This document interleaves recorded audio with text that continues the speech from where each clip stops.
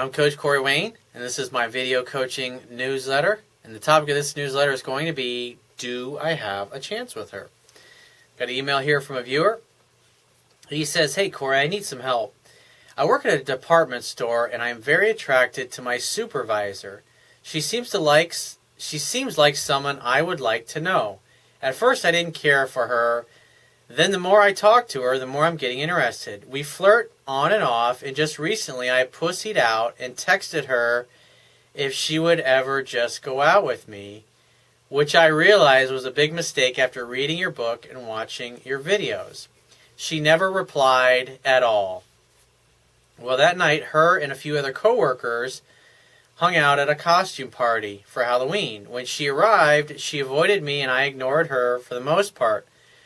While she was mingling, her friend, who was also our coworker, started talking. I asked her if she mentioned anything about what I texted her and her friend, and she said yes, and that she was kind of surprised.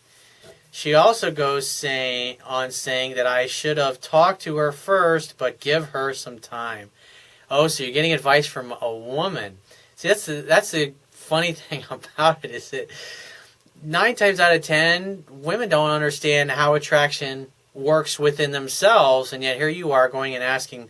You got to understand, it's like, because women are always thinking about everybody else's feelings. They don't want to hurt your feelings, and so they're not going to give you an answer that's really going to be the kind of answer you need. It's not that they're bad or they're going to give you a bad answer. They're just not going to give you an answer that's of any use to you, because they're just being considerate. They want to protect your feelings. I hope that you figure it out.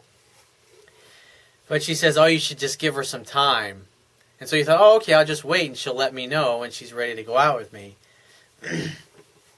If you're going to take advice, make sure you take advice from guys who are really good with women, or couples that are in a really great, fantastic kind of a relationship, and both of them really get it. They never argue, they don't fight, they just have a great relationship. If you got people like that in your advice, then take advice from them. They'll go be talking to people like this who 9 times out of 10 know less than you do. He says, so a few weeks have passed, and we are still flirting like nothing ever happened. Just recently, after work, I asked her friend/coworker if I even have a chance with her, and she said no. My question to you is, do I just let this go, or do I keep doing what I'm doing with the flirting and doing what you suggest in your book to raise attraction, backing off? The thing that you're ignoring, dude, is that attraction isn't a choice. Women, you either meet their minimum standards of attractiveness in their eyes, and it's different for every girl.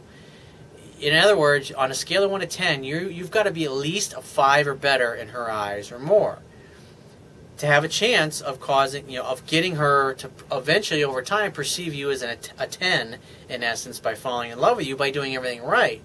But if it's like a 4, there's nothing you can do to raise it.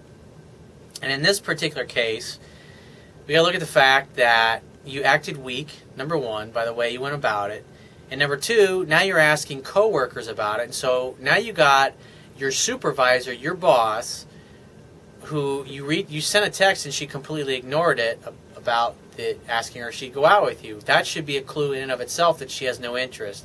If she really liked you and she was concerned about potentially losing a chance to go out with you, then she would have said something.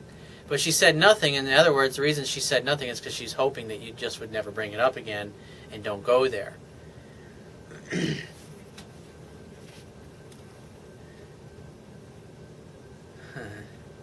He says, another thing, should I mention when we were walking, her and her friend were talking close behind me, just enough to hear her telling her friend that she and this guy were just watching a movie at her place and that they just ended up cuddling? Is this a red flag?